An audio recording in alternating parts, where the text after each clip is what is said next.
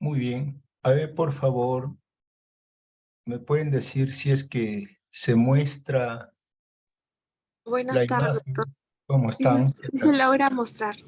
Ya, ¿me escuchan también bien? Sí, doctor. Ok, muy bien. Vamos a dar un minuto más antes de iniciar. Doctor, disculpe, una consulta. Dime. Su clase, tanto la de envejecimiento orgánico como la de patología ambiental, no están colgadas en el aula virtual. ¿Usted cree que sea posible colgarlas? No sé cómo colgarlo. ¿Y Así usted que, cree que le podamos dar el correo para que nos pueda pasar a través de esa vía? podría ser así, sí, pero no puedo. Yo he intentado, pero no, en realidad tendría que ser con uno de ustedes o pedirle ayuda al doctor, Palomino, que tiene más conocimiento de esto, ¿no? Pero no, yo he tratado de hacerlo, pero no he podido. De todas maneras, yo voy a hablar con él para ver si es que la puede enviar. O en todo caso, pues, no sé cómo hacer para poder hacérsela llegar. Me hubiesen dicho en la práctica ahí para dejársela, porque a veces la cargo en el USB. Vamos a ver cómo hacemos para tratar de solucionar todo esto, ¿no? Ok, Ahora doctor, mismo lo muchas voy a hacer. gracias. Ya, Muchas gracias, doctor. está bien, está bien. Bien, bien, entonces comenzaremos pues esta última sesión que corresponde a patología ambiental, ¿no? Entonces, bueno, esto no es reciente, esto ya tiene muchos tiempo eh,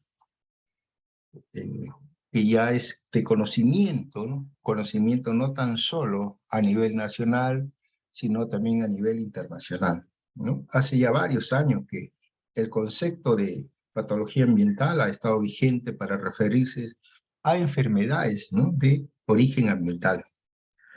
Estos son el resultado directo o indirecto de la contaminación derivada de las actividades humanas y el desequilibrio ambiental sobre los seres vivos, ¿no? Entonces, esto es generalmente, por eso que muchas veces nosotros decimos simplemente que es el estudio de los procesos patológicos debido a cualquier factor patogénico que no sea el genético.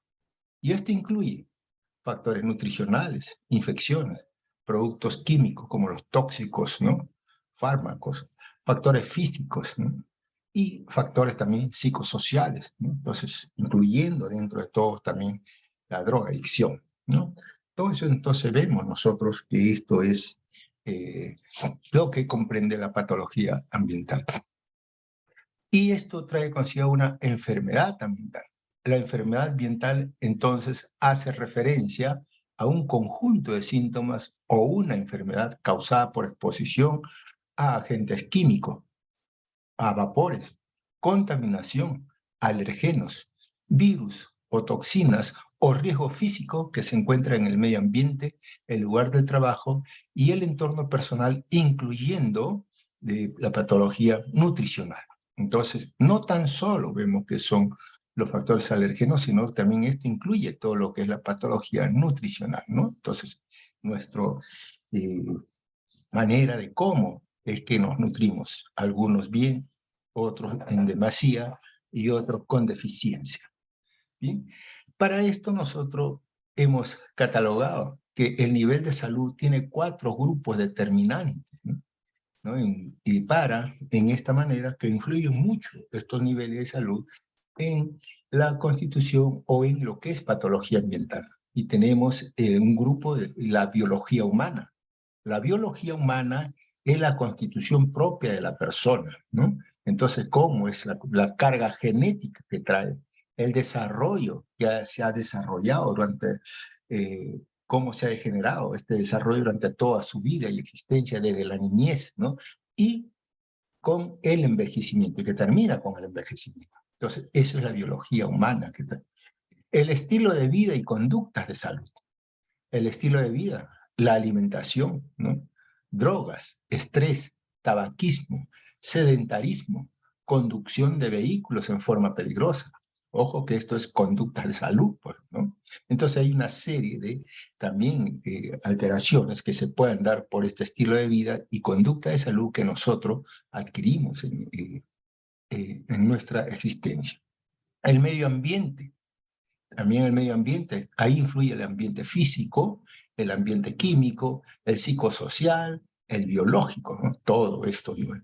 Y la organización de los servicios de salud, que eso es básicamente ya es a nivel a nivel de Estado, ¿no? Entonces con los hospitales, los policlínicos, los centros asistenciales, etcétera. Tiene que haber una organización con un número de, también igualmente, de profesionales capaces e instruidos, ¿no? en detectar todas estas patologías. Bien, nosotros vemos qué problemas tiene la naturaleza a veces. Nosotros cuando vemos patología mental, muchas veces encontramos una serie de alteraciones que se puedan dar en estos tipos de patologías, ¿no? Entonces tenemos la naturaleza en puntos que se ha señalado son destrucción sistematizada de los recursos naturales, ¿no? O sea, en eso incluye la deforestación, ¿no? La deforestación, ¿no? Entonces, fenómenos físicos que se convierten en el medio ambiente, en un ambiente peligroso, proliferación de los productos químicos industriales, desechos radiactivos, farmacológicos, la extinción de las especies y la disminución de la capa de ozono. Todos esos son problemas que enfrenta en realidad la naturaleza. Entonces, nosotros vemos esto y nos debe preocupar, ¿no? Y el rol del Estado, ¿qué cosa es lo que hace el Estado? Entonces, aquí hay una problemática, hay un problema poblacional, problemas de riqueza, falta de política racional en el consumo de energía, falta de servicios mínimos en la población marginal de las grandes ciudades y una tala indiscriminada, ¿no? Entonces, eso es lo que nosotros vemos ahora, con todas estas patologías que nos agobian en realidad en actualmente, ¿no? Actualmente, ¿cómo estábamos viviendo eso? El problema poblacional es nosotros, inclusive ya contamos con más de 33 millones de habitantes, ¿no? Y de estos 33 millones, bueno, hay un gran porcentaje de las migraciones que sucede, y estas migraciones se van pues hacia la zona de las grandes ciudades, a la zona periférica de las grandes ciudades. Ahí es donde vamos a encontrar. Entonces, esto es un gran problema, ¿no? Problema que afronta, ¿no? Lima sigue siendo principal destino de migrantes, ¿no? Entonces a nivel del área periférica de la ciudad y las grandes ciudades, porque esto no tan solo es a nivel de Perú, no tan solo es a nivel de Lima, sino también a nivel de las grandes ciudades. En nuestro país, los migrantes, a veces que escogen Lima, de acuerdo a los estudios estadísticos del INEI, a veces proceden de Junín, Ancash, Cajamarca, Piura, Loreto, Lambayeque y Huánuco, entre los de mayor cantidad, lo que se ve ahí, ¿no? Entonces, ¿y esto qué trae consigo? Esto en realidad, esto es un problema poblacional. Lima ahorita cuenta más del 33% o más todavía, ¿no? De la población que está en la zona marginal, ¿no? Entonces, este es un gran problema que tenemos nosotros, ¿no? Entonces, esto trae consigo, ¿por qué? Porque aquí, en estas zonas marginales, hay una falta de servicios mínimos en la población, ¿no? ¿Y cuáles son las faltas de esos servicios? Son la luz, ¿no? El desagüe, el agua potable, etcétera. Entonces ellos no cuentan con estos servicios, lo que hace que al no contar con los servicios mínimos de salud, ¿no? Entonces, al no cuentan con estos servicios, entonces esto genera una serie de alteraciones, ¿no? Y por otro lado, también la falta de política racional, ¿no? El consumo de energía. Bien, también todo esto conlleva una serie de alteraciones. Podríamos también decir de que aquí estos gentes migrantes se van a unas zonas periféricas y en estas zonas periféricas pues muchas veces se lotizan donde conviven ellos, ¿no? 4 paredes y un solo cuarto o habitación donde ahí eso les sirve de sala, comedor, cocina, ¿no? Entonces, también dormitorio. El baño queda fuera a la derecha. Entonces, eso es lo que hice. Entonces, ya se imaginan ustedes la contaminación, ¿no? Y al no contar con energías eléctricas, al no contar con un tipo de servicios, entonces esto hace pues que aquí sea un medio ambiente propicio para la aparición de muchas enfermedades a nivel de la piel o también enfermedades respiratorias, ¿no? Entonces, eso es lo que comienza a ver en estos tipos de pacientes que vemos nosotros. Muy bien. Factores ambientales, tenemos ambientes físicos, químicos, ambientes biológicos, ambientes psicosociales. Todos son factores que influyen en la patología ambiental. Ambientes físico-químicos, estos tenemos el agua, el aire, el suelo, el clima, niveles del ruido, niveles de radiación, ¿no? Son componentes de esto. Factores físico-químicos, por ejemplo, el agua, ¿no? Entonces, ¿qué cosa es lo que tenemos acá? El agua, pues se dice, el agua en realidad, ¿cómo la definimos? Como la contaminación del agua la podemos definir eh, como aquella que sufre cambios en su composición hasta quedar inservible, ¿no? Eso. El agua contaminada supone la imposibilidad del uso del ser humano. Entonces, este es un hecho que lo estamos viviendo actualmente. Se dice que existen más de 70.000 sustancias conocidas como contaminantes y estos son vertidos a los mares y a los océanos, donde se supone que es una de las principales causas de contaminación del agua, ¿no? Esto también supone poner en peligro un recurso muy valioso para la vida en el planeta, no solo de personas, sino también de miles de especies que viven dentro del agua, ¿no? Entonces, nosotros tenemos estas. Por otra parte, también tenemos el tráfico marítimo, ¿no? También es una causa de la contaminación, el agua es en los mares, ¿no? Y esto, ¿cómo es que puede este tráfico marítimo, qué cosa es lo que puede desencadenar? Ahí es donde vierten, ¿no? Eh, Dentro de todos los contaminantes, pues plásticos, que en su mayor parte de los residuos que se lanzan al mar proceden de los barcos pesqueros o petroleros que provocan una contaminación muy nociva en el agua, ¿no? Por otra parte, hemos visto hace poco también por la zona oriente y norte del país, ¿no? Los derrames de combustible, que también supone una de las causas más comunes de contaminación en el agua, ¿no? Entonces, además, el transporte y almacenamiento de petróleo puede provocar también las filtraciones dentro del mar. Entonces, todo esto puede dar una serie de alteraciones. Esta contaminación tiene efectos devastadores para la protección de todo lo que es el medio ambiente y todo, inclusive lo que es una salud planetaria, ¿no? Entonces, la destrucción de la biodiversidad, ¿no? La contaminación de la cadena alimentaria que supone la transmisión tóxica a los alimentos y la escasez de agua potable son algunas de las consecuencias, ¿no? Que derivan de estos tipos de contaminación al agua. Bien, también tenemos pues la continuación entonces, todo esto se reduce a productos químicos, ¿no? Como son metales, pesados, plaguicidas, hidrocarburos, analíticos. Todo eso se va en donde vemos nosotros. Eso generalmente se produce en la minería, ¿no? En la parte de minería. Aquí tenemos que ser claros. Una buena parte de la economía actual del Perú depende de la extracción y exportación de recursos minerales. Se dice que nosotros, bueno, nuestro eh, presidente ha dicho, ¿no? Que somos un país rico. Sí, efectivamente, pero no hacemos una extracción legal de todos estos minerales, ¿no? Nosotros somos eh, productores de plata, cobre, plomo, oro, es lo más común. Entonces, y eso nos hace a nosotros un país rico.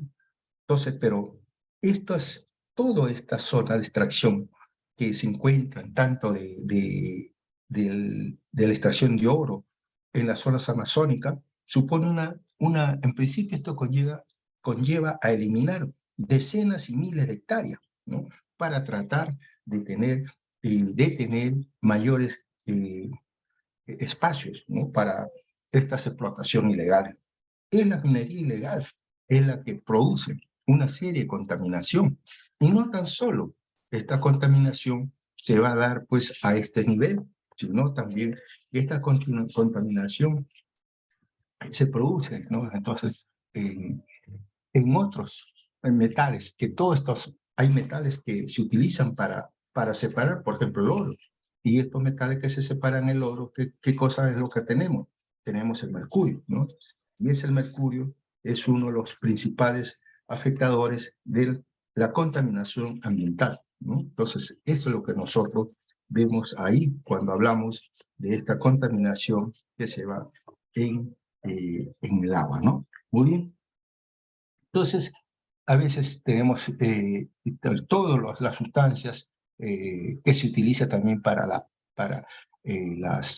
los residuos que quedan de la contaminación cuando uno utiliza sustancias en fortalecer a la tierra, ¿no? Con una serie de metales pesados, plaguicidas, todos estos se eliminan. También son componentes químicos que dan contaminación al agua. El aire, bueno, pues el aire es otro componente también que nosotros vemos en esta alteración, ¿no? Aquí nosotros tenemos que ser enfáticos con esta contaminación, ¿no? Los efectos, sobre todo climáticos, y los efectos también en todo este sistema que está afectando. La contaminación del aire es una contaminación que es una significativa causa de mortalidad. Entonces, en todo el mundo, particularmente en personas con riesgo de enfermedades pulmonares o enfermedades cardíacas. Aquí tenemos nosotros la contaminación del aire externo, ¿no? El aire ambiental de las naciones industrializadas están altamente contaminadas, ¿no? Entonces, y esto es la contaminación del aire externo. Pero también tenemos, en esta contaminación del aire externo, tenemos también se produce una serie de alteraciones a nivel y aunque que puede producir una serie de alteraciones, ¿no? Y efectos, ¿no? A nivel organizativo, ¿no? A nivel de los órganos de los pulmones, esta contaminación, ¿no? La contaminación del ozono, por ejemplo, ¿no? Se produce por una interacción de la radiación ultravioleta y el oxígeno, ¿no? En la estratosfera. Y esto se acumula en forma natural en la llamada capa del ozono, que es esta contaminación. Entonces también tenemos que actuar a ese nivel. Entonces, o a veces utilizamos nosotros algún tipo de aerosoles que cuando se liberan a la atmósfera, estos gases se dispersan hacia la atmósfera y participan en las reacciones químicas que destruyen todo este material del ozono. El efecto igual tenemos también con relación al efecto invernadero, ¿no? Si no se actúa de inmediato, el cambio climático está llamado a constituirse en la principal causa global de enfermedades ambientales de este siglo, ¿no? Se dice que desde 1960 la temperatura media global ha aumentado aproximadamente 0,6 grados centígrados, registrándose los mayores incrementos en el área, ¿no? Hacia esta latitud donde se encuentra pues, los polos norte, ¿no? Entonces, estas elevaciones de temperatura global han ido acompañadas de una rápida pérdida del hielo glacial marino, ¿no? Ahora, por supuesto que aquí hay mucha política y mucho se habla también de que en el ámbito científico es generalmente aceptado el hecho de que el cambio climático es, al menos en parte, obra del hombre. El principal responsable es el aumento de la emisión a la atmósfera de gases de efecto invernadero, particularmente el dióxido de carbono, liberado en la combustión de los combustibles fósiles, ¿no? Así como el ozono, que es un importante contaminante del aire también, y esto todo es... Además, tenemos estos gases, junto con el vapor de agua, producen el llamado efecto invernadero, ¿no? Generado al absorber y reemitir la energía infrarroja radiada por la superficie de la Tierra, pero que en condiciones normales esto se dispararía hacia la Tierra. O sea, en otras palabras, quiere decir que los rayos, ¿no? Entonces, cuando llegan los rayos solares que traen todas estas sustancias, entonces estos llegan al suelo. Entonces, al llegar al suelo, estos rebotan y nuevamente salen hacia el espacio. Pero al salir hacia el espacio, entonces esto va a encontrar una capa,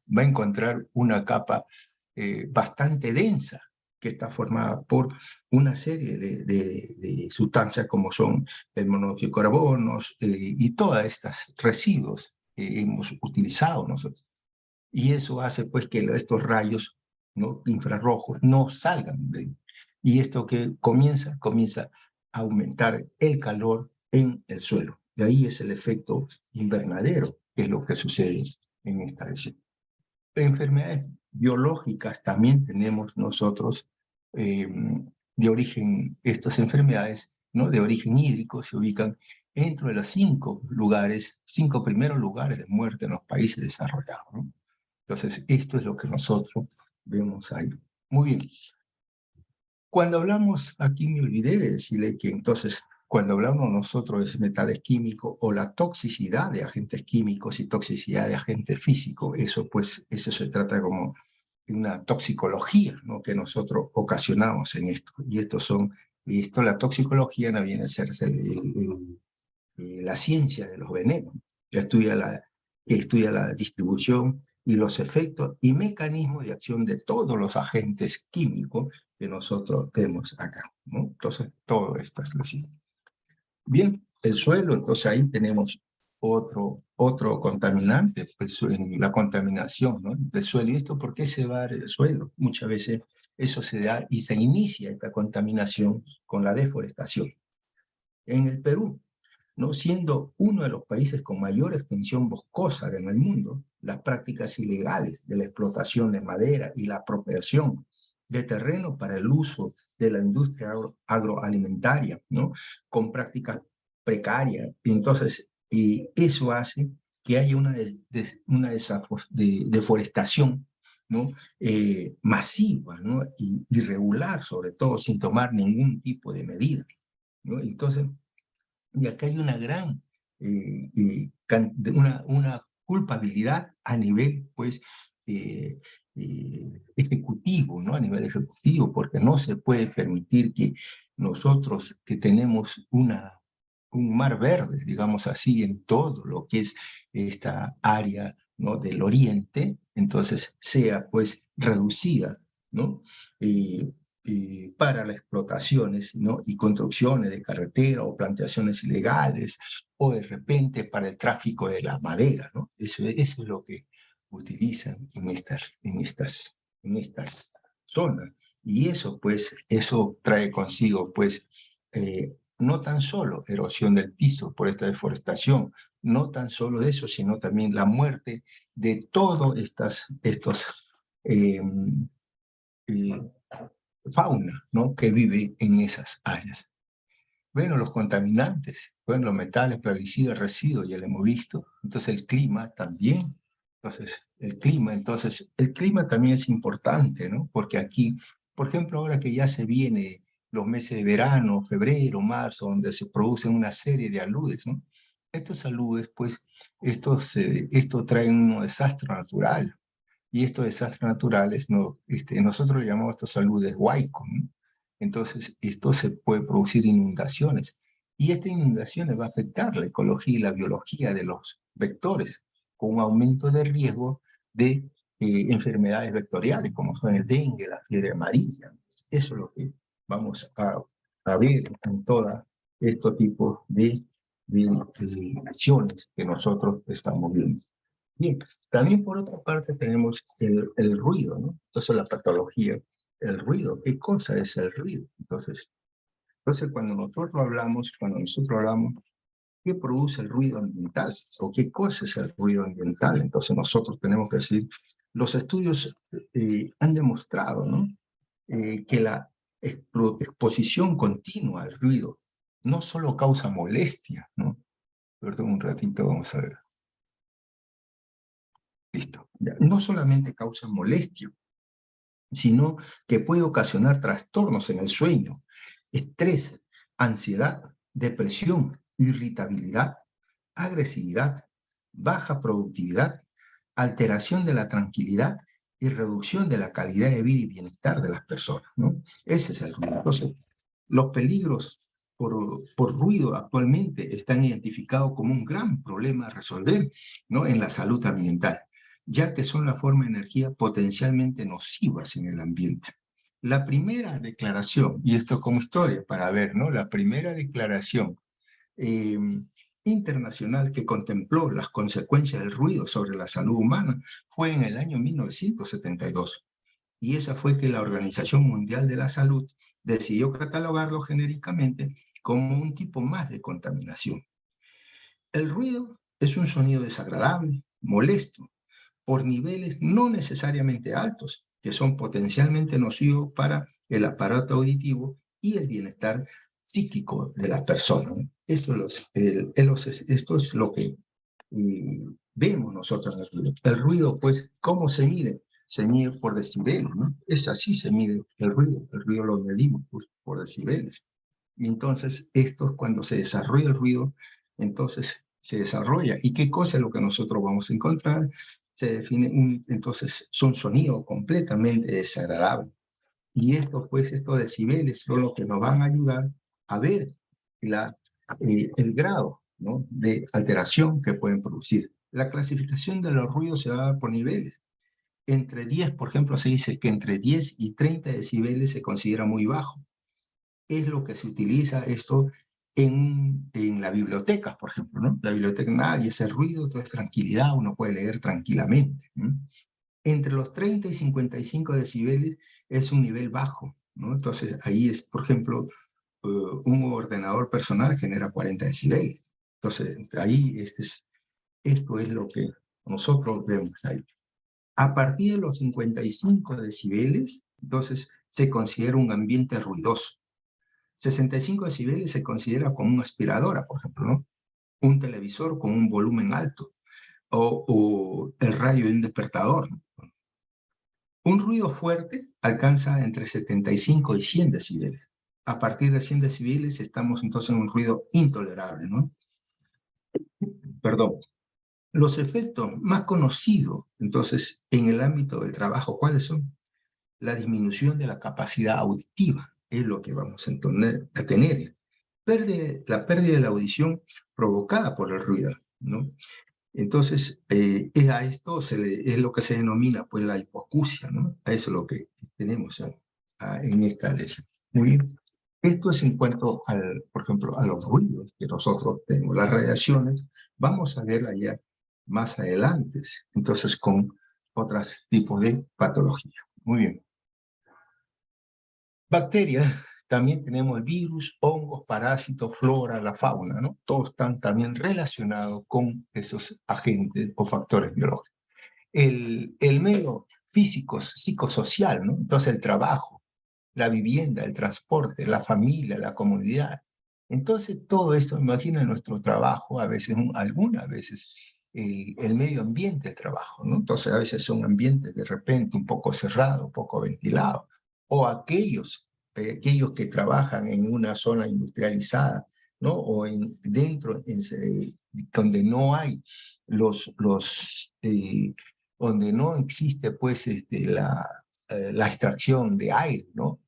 Entonces, eso también, por ejemplo, se lo digo así, en el hospital, en realidad, dice, cuando fue construido ese hospital, nunca se hizo un laboratorio, por ejemplo, para anatomía patológica. El laboratorio de anatomía patológica se hizo un año y medio después de haberse fundado el hospital, ¿no? Entonces, ¿y qué pasó ahí? Entonces se agarró un área donde se hizo funcionar, un área no adaptada, y ahí es lo que falta, pues no hay unos extractores de aires adecuados, no hay cabina de bioseguridad, ¿no? No está bien ventilado. Entonces, esto hace que estas sustancias que nosotros utilizamos, el formol, que ya se considera el formol como un agente cancerígeno, ¿no? También el silol, la parafina, etcétera, que es todo lo que se utiliza, entonces hace que haya un alto riesgo de enfermedades ambientales. La vivienda, igualmente las viviendas, aquellas viviendas precarias, ¿no? Viviendas que la construcción es pobre, entonces ahí a veces se hace una sola habitación, esta sala, cocina, ¿no? Comedor. Es lo que están haciendo ahora. Pero lo que pasa es que ahora estamos utilizando otro tipo eh,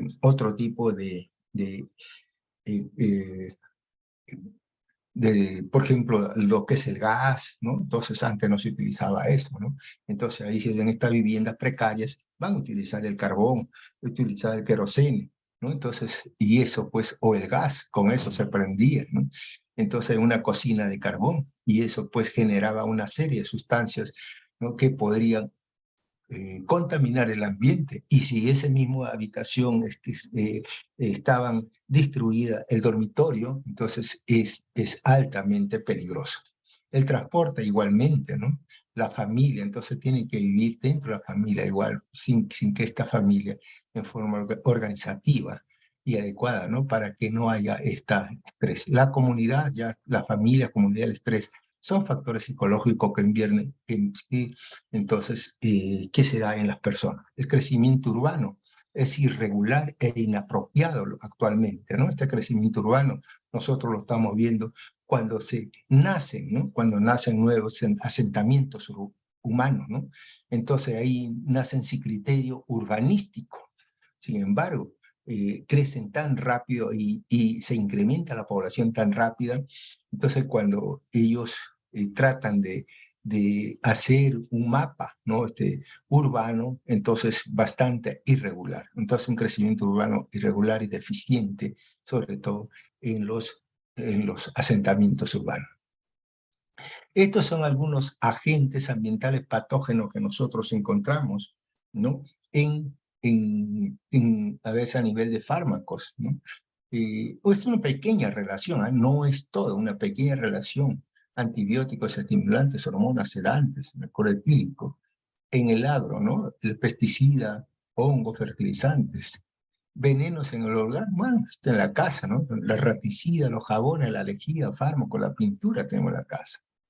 La polución del aire, los humos, el tabaco, el asbesto, todo eso también muchas veces en casa, muchas veces fuera o en el centro de trabajo. Alimentos también, ¿no? Los aditivos alimenticios a veces que estamos sujetos a eso. Nosotros estamos sujetos a una serie de componentes, pues, de sustancias, ¿no? Como de estos alimentos, ¿no? Entonces, y nosotros generalmente, pues, que nos dan estas sustancias con preservantes, ¿no? En los alimentos, ¿no? En los aceites, la sacarina, etcétera. Eso es, nuestro organismo y nuestro metabolismo no está todavía adaptado ni apropiado para eliminar todas estas sustancias que causan daño. La neumoconiosis, perdón, es bueno, esto no lo vamos a tocar, esto ya es una patología por inhalación, ¿no? Por inhalación de polvo, ¿no?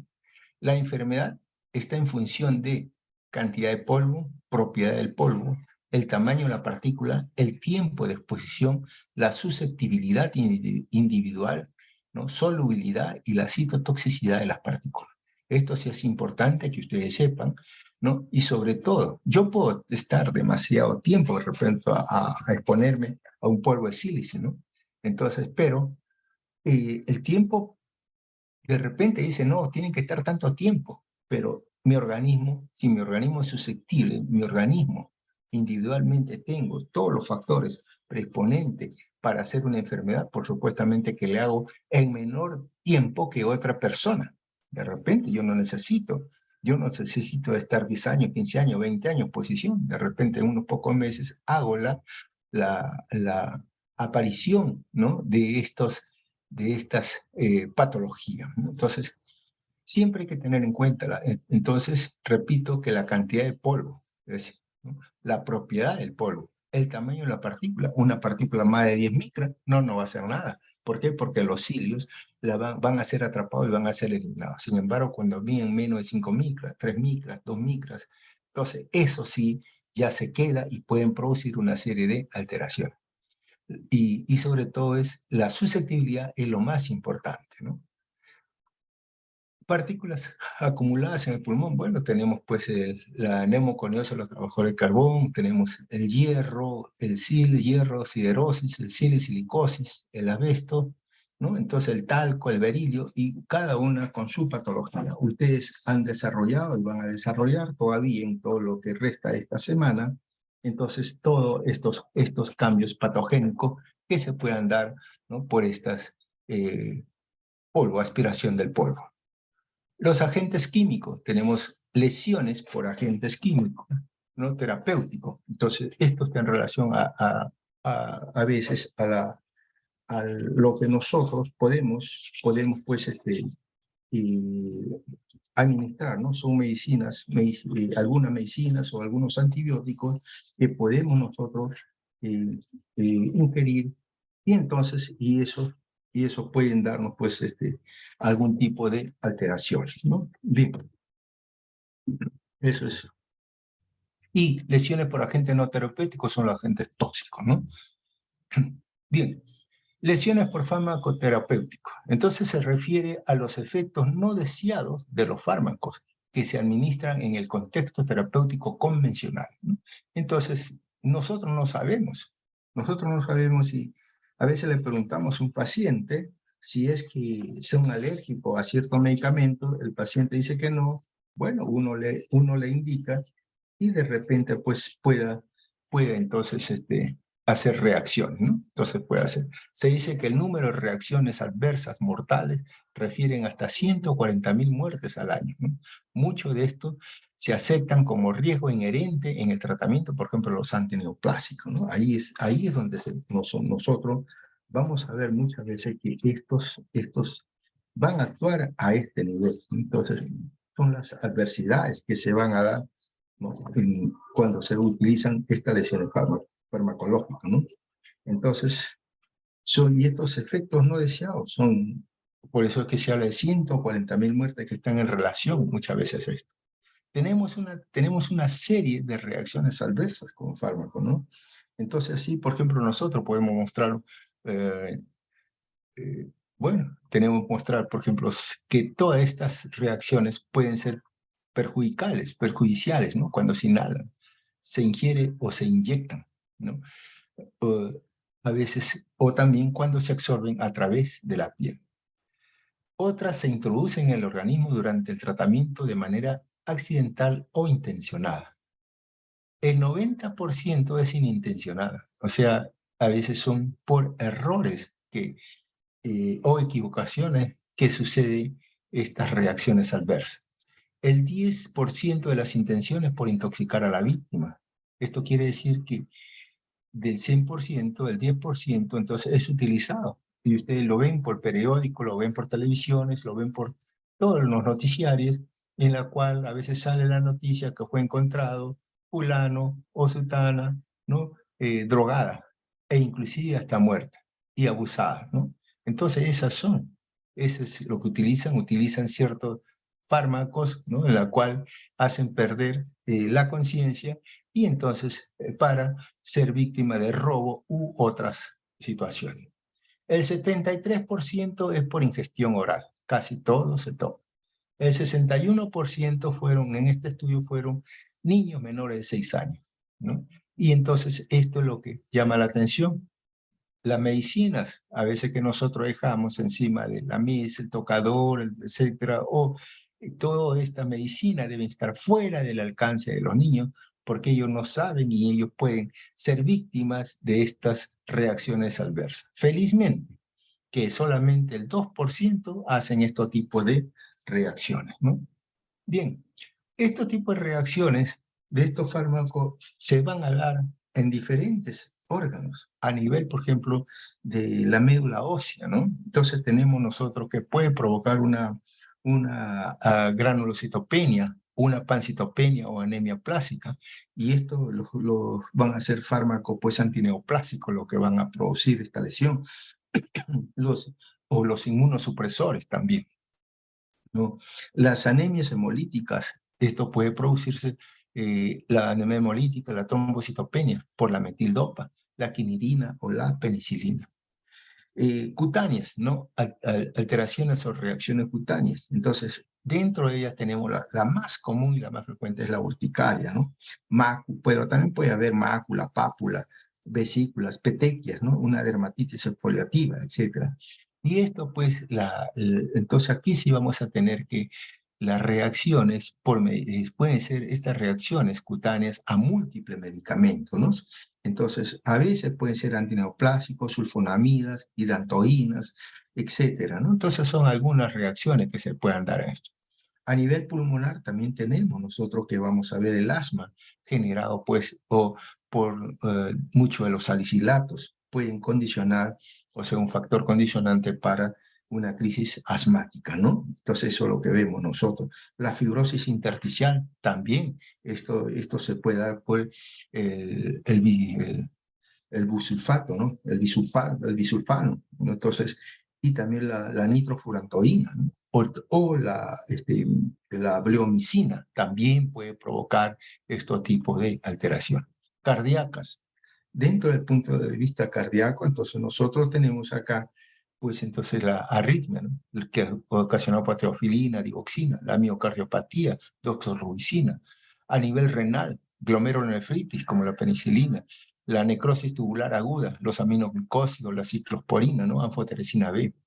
La enfermedad túbulos intersticiales también con necrosis papilar, la fenacetina y los salicilatos, ¿no? A nivel hepático, bueno, cambio grasos o hígado graso por las tetraciclinas, daño hepatocelular difuso, es el paracetamol, por ejemplo, lo hace. A nivel de reacción sistémica, la anafilaxia, ¿no? Entonces, todas estas son estos cambios. Además, no tenemos que olvidar, por ejemplo, los anticonceptivos orales, ¿no? Los anticonceptivos orales también generan una serie de alteraciones, ¿no? Y esto se puede relacionar muchas veces, y se ha descrito así, que los anticonceptivos orales pueden estar en relación, ¿no? O ser un factor importante en los carcinomas de mama, ¿no? Incrementan el riesgo de estos cáncer de endometrio y también cáncer ovárico, es otra de las cosas también. El cáncer de cuello uterino, ¿no? Los anticonceptivos pueden incrementar el riesgo del carcinoma de cuello uterino, sobre todo en mujeres infectadas por papilomavirus humano, ¿no? Aquí es donde se va a arriesgar esto. La tromboembolia, inclusive la mayoría de los estudios indican que en el uso de esta ACO o anticonceptivos orales, ¿no? Incluidas, son nuevas preparaciones de dosis bajas. Se dice que la dosis, porque antes se utilizaba pues el estrógeno y progestágeno, ahora se ha bajado en mínima cantidad a los estrógenos. Pero esto produce un riesgo de 3 a 6 veces mayor para hacer trombosis, ¿no? Entonces, hay una serie entonces de enfermedades y patologías que pueden estar asociadas con estas lesiones. Bien, el paracetamol. Bueno, el paracetamol está presente en más de 300 productos, no solo o en combinación con otras sustancias, ¿no? Eso es lo que es el paracetamol. En más de 300 productos. Usted encuentra una serie de medicinas que está mezclado con paracetamol, ¿no? Y entonces, por ello, la toxicidad por el paracetamol es muy frecuente, ¿no? Es bastante frecuente, ¿no? Se dice que la ventana entre la dosis habitual, que es de 0,5 gramos, a dosis tóxica, que es de 15 a 25 gramos, entonces es bastante grande, ¿no? Y el fármaco, por lo general, es muy seguro. Entonces, la toxicidad comienza ¿cómo? Comienza de repente con náuseas, con vómitos, con diarreas. En ciertas ocasiones puede haber shock. Seguido a los pocos días, ¿no? Puede haber una ictericia. Ahora, la sobredosis sería y que siga la insuficiencia hepática. Y cuando hay una sobredosis, entonces ya con esta insuficiencia hepática es porque se produce una necrosis centrolobular y que puede extenderse todo esto a los lobulillos completos. Esto es lo que nosotros vemos en esta lesión. Muy bien.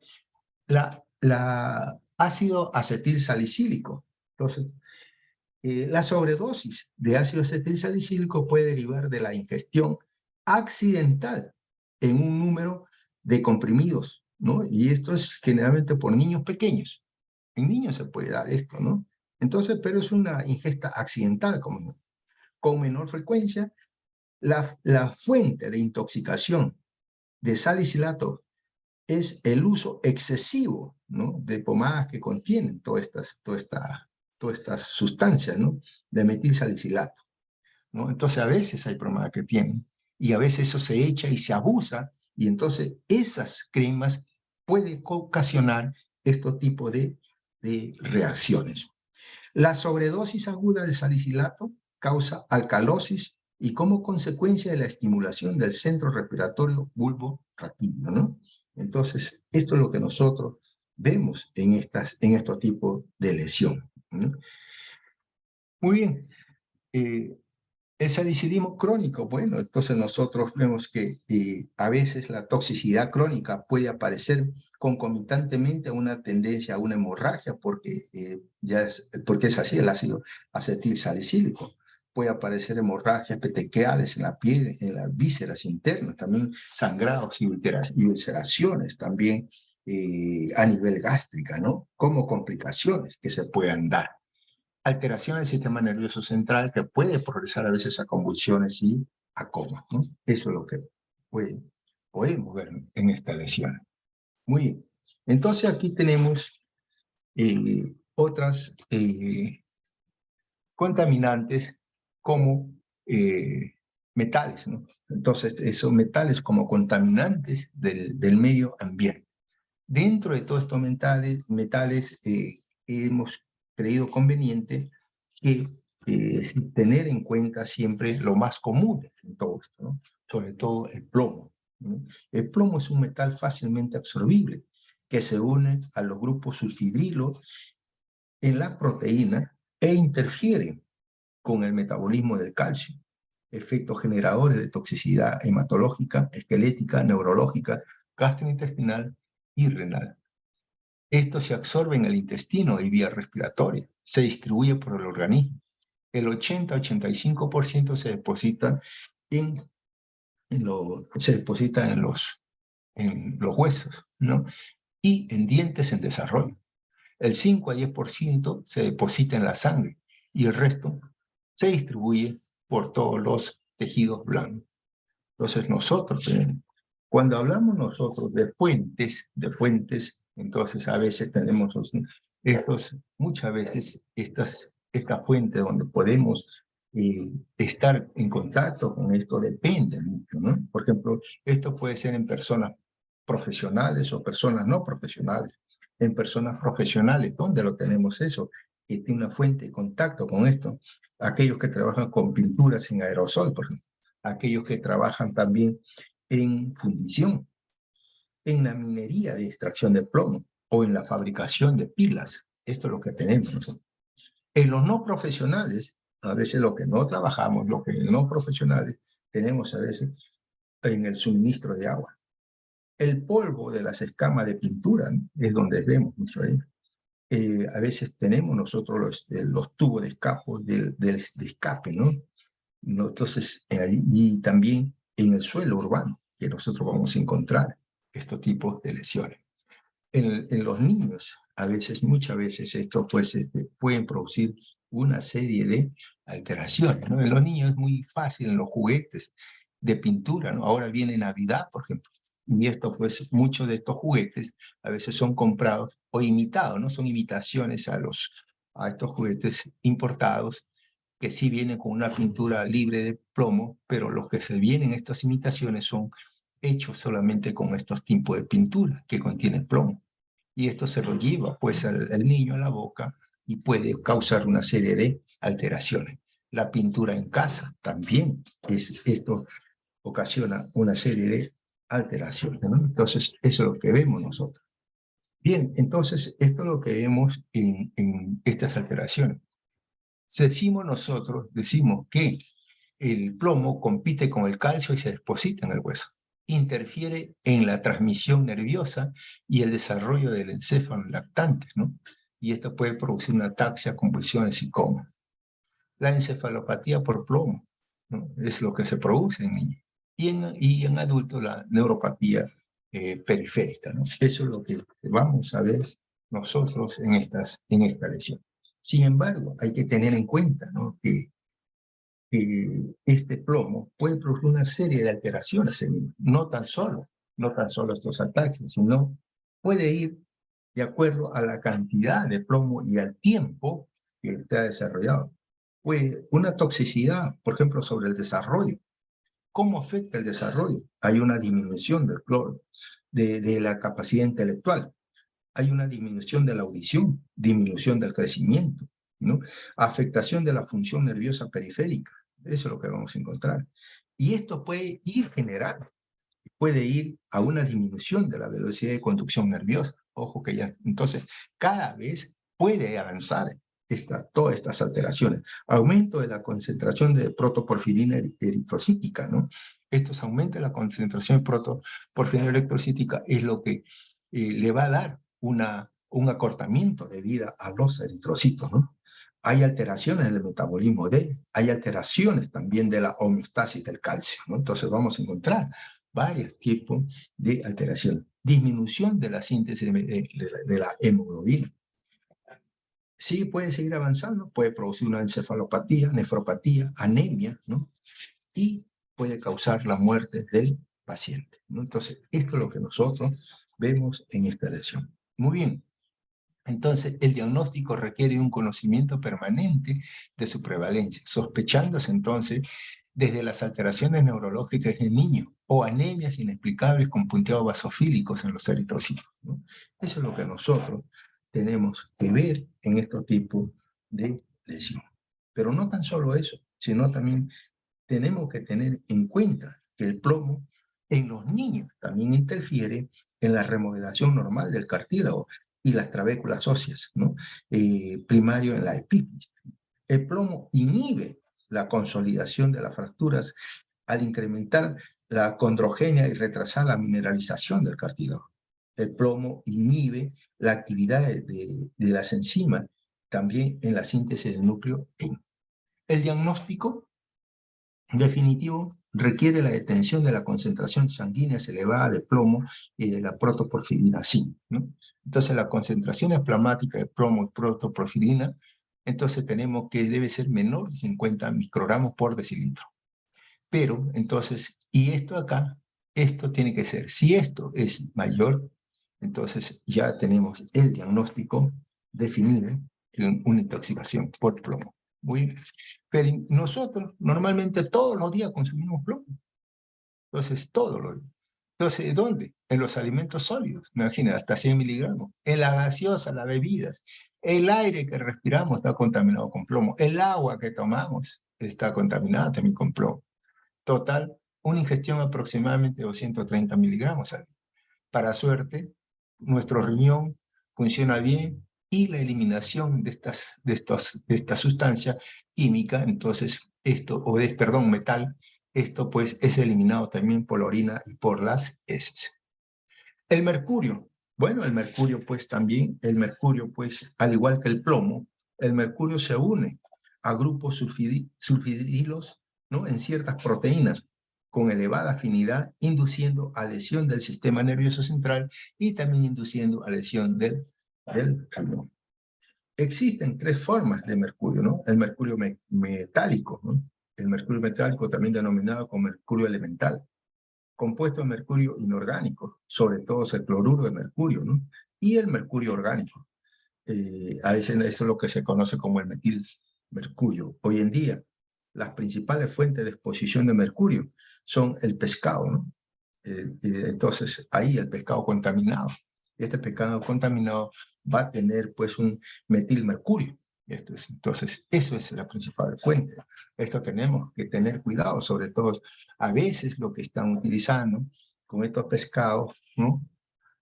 Uno de ellos muy conocido, ¿no? Y que a veces por lo barato uno lo compra, y estos están en criaderos, ¿no? Entonces, eso pues son sobre todo la enfermedad de Minamata, ¿no? Dentro de los trastornos médicos asociados al episodio de la Minamata, ¿no? Entonces, a veces se llega a conocer que que la enfermedad de Minamata incluye parálisis cerebral, sordera, ceguera, retraso mental y defecto grave del sistema nervioso central, ¿no? En los niños expuestos al útero también se da todo este tipo de alteraciones. Entonces, a veces también se dice que el cerebro en desarrollo es extremadamente sensible al metilmercurio, ¿no? Entonces, hay que tener mucho cuidado también con la ingesta de estos pescados, sobre todo que están contaminados en la mujer gestante, ¿no? Bueno, se dice que la liposolubilidad del metilmercurio y el mercurio metálico facilita la acumulación en el cerebro, alternando las funciones neuromotoras, cognitivas y conductuales, ¿no? Eso es lo que va a dar en esta liberación, en estos casos. El arsénico, bueno, estas sales de arsénicos interfieren en diversos aspectos, ¿no?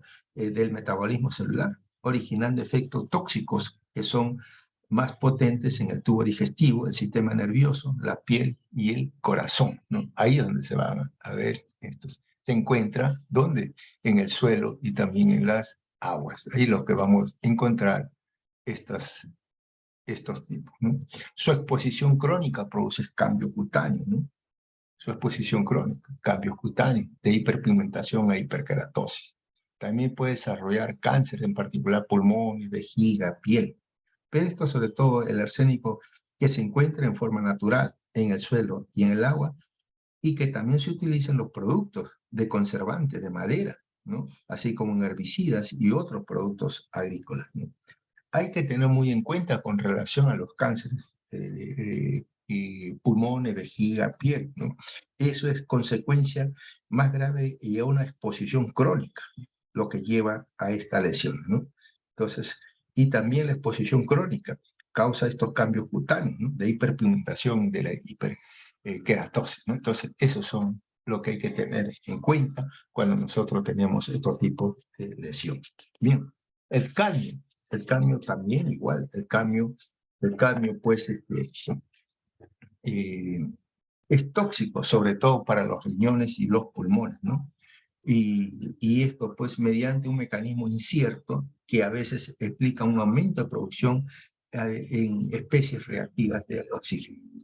El principal efecto tóxico del exceso de cadmio asume pues la forma de una enfermedad pulmonar obstructiva causada por necrosis de las células epiteliales alveolares y la lesión tubular renal, ¿no? Eso es lo que nosotros vamos a encontrar en el cadmio, ¿no?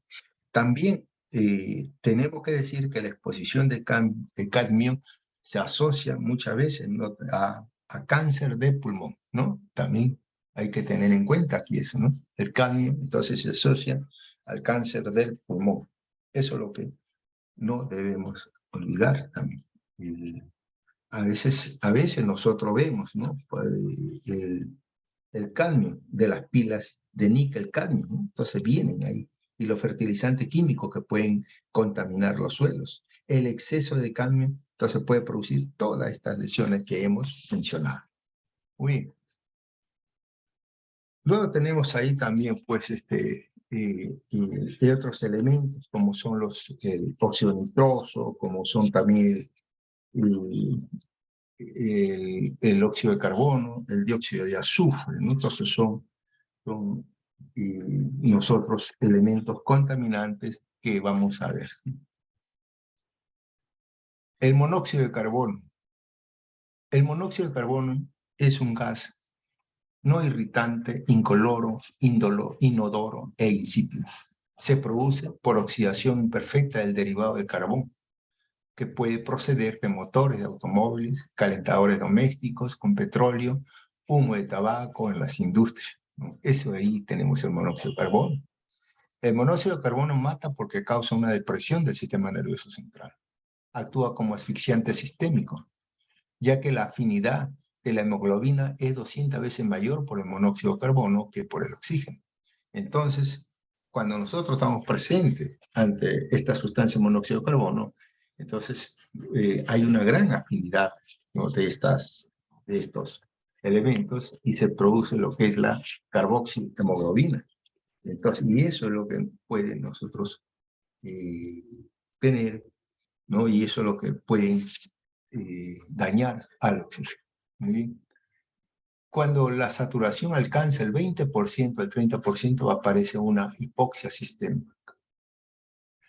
Cuando llega al 60 o 70%, es probable que la víctima quede inconsciente o muera.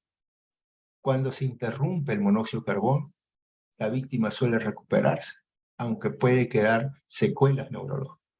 El diagnóstico depende de la concentración del monóxido de carbono, ¿no?, en sangre. Ahí depende esta concentración, ¿no?, de que vamos a encontrar y qué cosa es lo que podemos nosotros ver en esta lesión.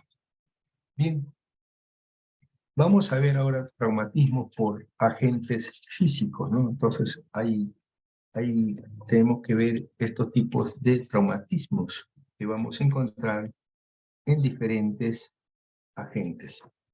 Muy bien.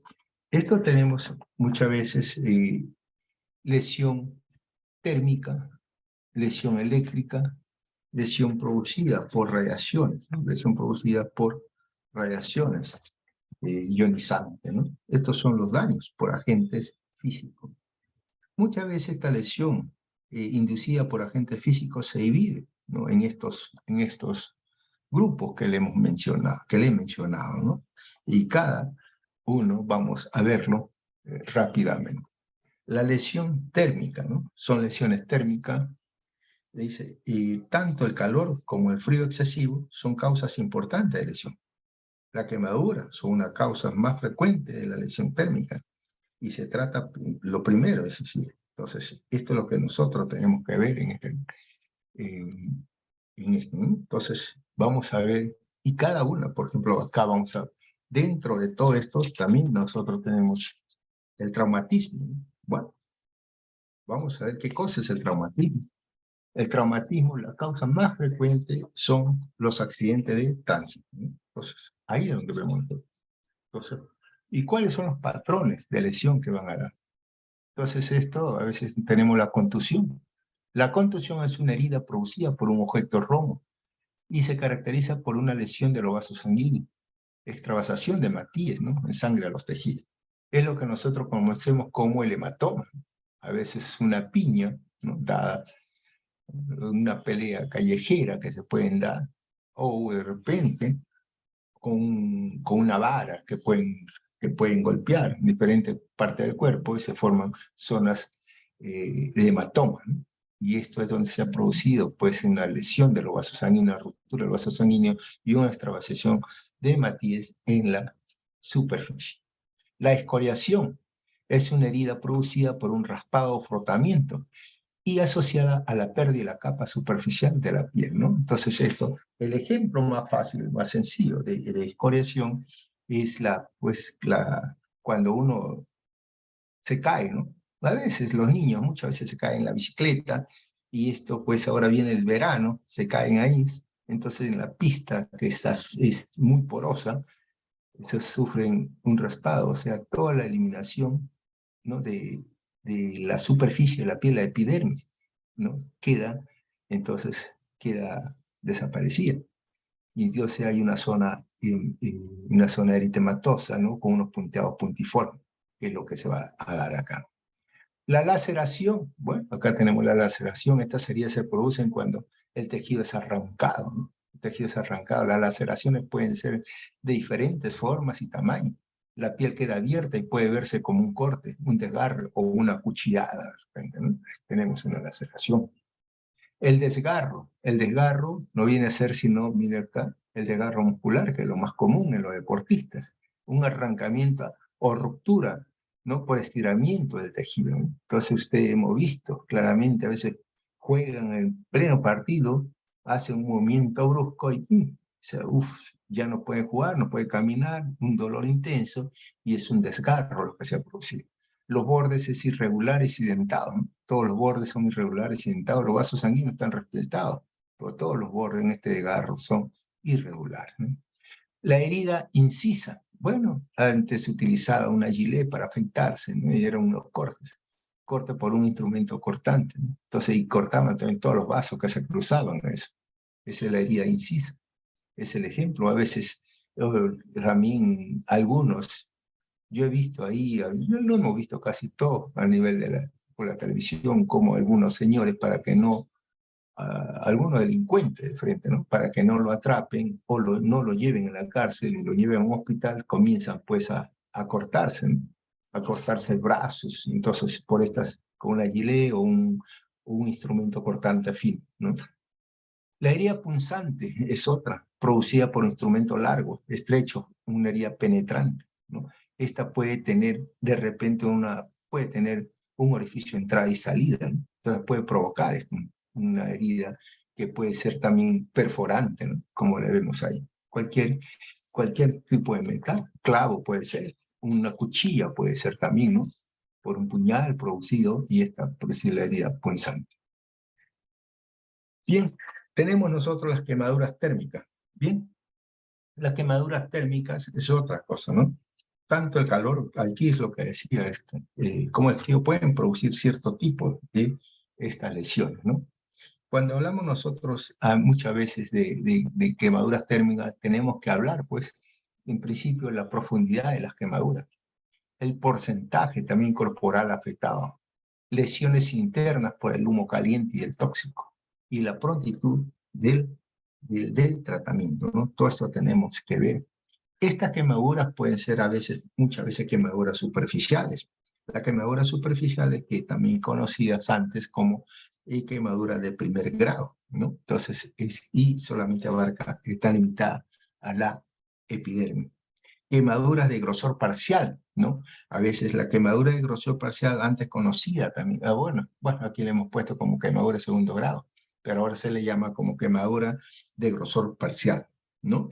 Esta implica una lesión a nivel de la dermis superficial, ¿no? Epidermis y dermis. Y la quemadura del tercer grado, ahora denominada también como quemadura de grosor completo, ¿no? Anteriormente así se le decía. Esto es la del tercer grado. Ahora, se extiende del tejido hasta el tejido subcutáneo. Entonces, epidermis, dermis y anexo, ¿no? E inclusive se hablaba también de un daño de tejido pulmonar cuando ocurría esto hasta el músculo. Entonces, esto también se le catalogaba anteriormente como quemadura de cuarto grado. Entonces, ¿y esto qué cosa es lo que puede producir? Bien, esta quemadura, la mayor amenaza para la vida de los pacientes de la quemadura es el shock, ¿no? Eso es lo primero que hay que ver, el shock, la sepsis y la insuficiencia respiratoria. Particularmente en quemadura de más de 20 grados de superficie corporal existe un rápido desplazamiento de líquidos corporales hacia los compartimentos intersticiales, tanto en el lugar de la quemadura como también en todo el sistema, debido al síndrome de respuesta inflamatoria sistémica, ¿no? Causante del shock. Eso es lo que vemos nosotros y eso es lo primero que hay que tratar, ¿no? Entonces, la permeabilidad vascular extensa hace que el edema generalizado, incluido el pulmón, pueda ser grave, ¿no? Y eso pues es un importante efecto fisiopatológico de las quemaduras en el desarrollo de un estado hipermetabólico asociado con un exceso de pérdida de calor y un aumento en la necesidad de los aportes nutricionales, ¿no? Esto es lo que tenemos que ver y esto es lo que se produce y muchas veces esto puede inclusive llegar a ser mortal. Entonces, esta es la quemadura que se puede hacer por la infección que pueda generar. La hipertermia, bueno, la hipertermia es la exposición prolongada, una hipertermia, no es la exposición prolongada a una temperatura ambiente elevada. ¿Y esta hipertermia qué puede provocar? ¿No? Puede provocar calambres de calor, por ejemplo, los calambres de calor. Estos calambres de calor derivan de la pérdida de electrolitos a través del sudor, ¿no? A través de su ejemplo, esto lo tenemos ¿dónde? En los futbolistas. Ahora que estamos viendo partidos mundial, ¿no? Entonces la Copa Mundial de la FIFA, entonces ahí a veces en algunos jugadores, no en todo eso sí, ahora parece ser de que están muy bien preparados físicamente, ¿no? Pero acá en Perú, cuando se juegan los campeonatos nacionales, están llegando a los 85 minutos, entonces ya comienza una serie de jugadores, ¿no? Entonces, ah, con una contractura muscular, ¿no? Y esa contractura muscular es por pérdida de electrolito a través del sudor. No hay que olvidar que hay algunos jugadores que pueden eliminar o pueden perder hasta 2 o 3 kilos, ¿no? Por este ejercicio extremo. El agotamiento de calor, bueno, es lo que se conoce como insolación, ¿no? Se debe a la insuficiencia del sistema cardiovascular para compensar la hipovolemia secundaria a la deshidratación. Aparece en forma brusca, con postración y colapso breve. El equilibrio se restablece en forma espontánea, ¿no? Después de un periodo de colapso, todo esto vuelve a su normalidad, ¿no? Eso es rápido lo que es el agotamiento de calor o la insolación. La hipertermia. Bueno, la hipertermia también es otro tipo de lesión.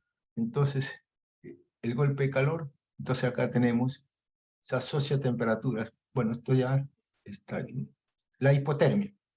Puede acelerarse, ¿no? La hipotermia, entonces, puede acelerarse por la presencia de una humedad en la ropa elevada, en ropa mojada o en la dilatación, ¿no? Que se producen los vasos superficiales como consecuencia de la ingesta y de las bebidas alcohólicas.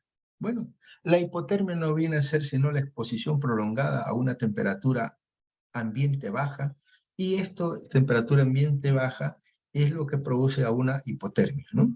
Ahora, el trastorno se observa bastante frecuente en personas sin hogar, por ejemplo, ¿no? En estas personas que de repente estos están o han libado algún tipo de licor o salen de una reunión social y, bueno, se quedan dormidos, y al quedarse dormido, pues entonces estos se pueden enfriar, ¿no? Puede haber en un clima frío, sobre todo a altura, un clima frío, entonces puede provocar esta hipotermia.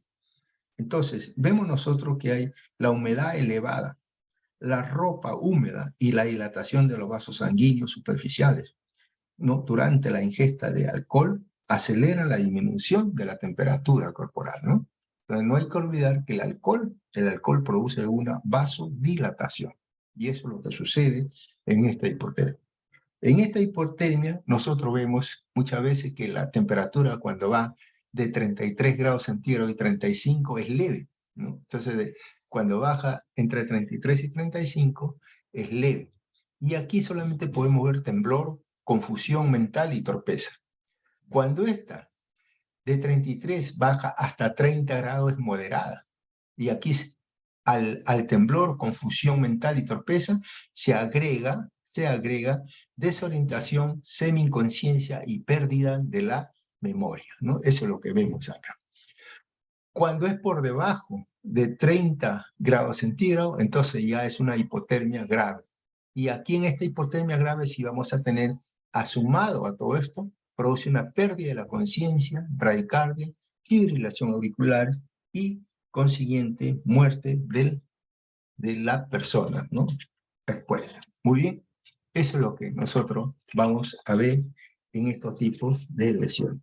Bien, la lesión eléctrica, ¿no? Entonces, las lesiones eléctricas que con frecuencias son mortales, pueden originarse por el contacto con corriente de bajo voltaje, ¿no? Entonces, la corriente alterna, es decir, a veces lo que se da en el hogar o en el lugar de trabajo, o corriente también de alto voltaje, ¿no? Entonces, y estas, o también producida por rayos, ¿no? Entonces, esto es lo que vemos. Bien, entonces, estas pueden provocar, pues, estas lesiones, ¿no? A veces pueden provocar quemaduras, pueden provocar fibrilación ventricular o paro cardíaco o respiratorio. El tipo de lesión y la gravedad depende de la intensidad del amperaje, ¿no? Y la duración y la vía de la corriente eléctrica. Eso es lo que puede provocar estas lesiones eléctricas. Y esto se puede dar, pues, en la casa, por ejemplo, la corriente alterna, ¿no? Esta corriente alterna en la casa, ¿no? Que van de 120 o de repente 220, que es acá en Perú, 220 voltios, ¿no? Es lo suficientemente elevado como para que de repente con una baja resistencia, ¿no? En cierta zona de contacto, a veces con una piel cuando está húmeda, esto pueda pasar suficiente corriente a través del cuerpo para causar lesiones graves, incluyendo lesiones como fibrilación auricular de repente, ¿no? Eso es lo que puede pasar. Bien, eso es lo que es eso. Entonces, a veces esto también aumentos genera un espasmo tetánico, aumenta la posibilidad que ocurran quemaduras eléctricas extensas y en algunos casos fibrilación y provocar la muerte del paciente, ¿no? Eso es lo que nosotros vamos a ver cuando es la corriente alterna, ¿no? Eso es una corriente entre 120 y 220 grados. Entonces, la corriente generada por fuentes de alto voltaje causan un daño similar a la anterior, ¿no? Sin embargo, debido a los grandes flujos de corriente generados, tienen mayor probabilidad de producir parálisis de los miembros vulvares y también una quemadura mucho más extensa, ¿no? Entonces, estas son las corrientes de alto voltaje. Las ondas electromagnéticas que nosotros vemos, las producidas por radiaciones ionizantes, ¿no? La radiación muchas veces de energía que viaja en forma de ondas o partículas de alta velocidad, ¿no? Las radiaciones tienen un amplio límite de energía que abarca el espectro electromagnético y que puede dividirse en radiaciones no ionizantes y las radiaciones ionizantes, ¿no? Las principales fuentes de las radiaciones ionizantes son los rayos X y los rayos gamma, ¿no? Esas son las principales fuentes de estas, ¿no? Entonces, y tenemos también los neutrones de alta energía, ¿no? En esto contamos aquí con los neutrones de alta energía y las partículas alfa, ¿no? Las partículas alfas compuestas por dos patrones y dos protones y dos neutrones, ¿no? Y la partícula beta, que son esencialmente electrones, ¿no? Y este mecanismo puede ser directo o puede ser indirecto, ¿no? Entonces, esto es lo que nosotros vamos a hacer. El mecanismo directo altera las uniones o enlaces de la molécula del DNA y el RNA y las proteínas estructurales. A dosis elevadas puede provocar, pues, el tejido se necrosa, ¿no? Y es lo que se utiliza muchas veces, pues, cuando queremos combatir estas reacciones, son utilizadas para el tratamiento como en la radioterapia, ¿no? Y en dosis baja provoca alteraciones del DNA, rotura de cromosomas. Si no se reparan antes de la mitosis, pueden causar mutaciones y es lo que provoca, pues, ya las células iniciales. Entonces, y esto en cualquier momento, si es que el organismo, las condiciones internas de las personas se da, esto puede comenzar una proliferación, ¿no?, celular con aparición de neoplasia, ¿no? Eso es lo que vamos a ver. El mecanismo indirecto se produce por la interacción de fotones que libera radicales libres del agua y lesiona el DNA y la membrana. ¿Y esto qué va a provocar? Va a provocar alteraciones de la membrana, edema intracelular o atrofia, alteraciones de la mitosis, una inhibición, aumento de la división amitótica y mitosis anormal, mutaciones, delecciones, efectos carcinogénicos y necrosis celular.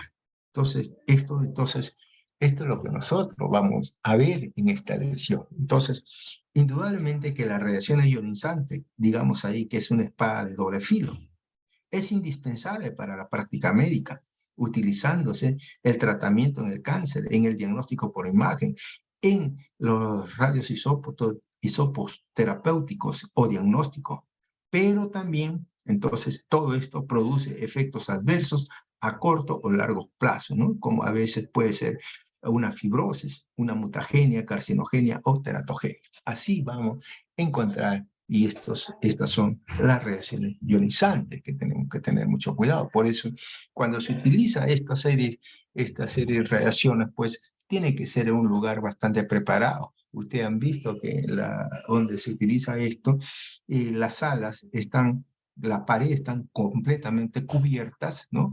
Por plomo, para evitar que estas radiaciones, pues, atraviesen la pared y puedan ser dañinas a las personas ajenas a estos exámenes, ¿no?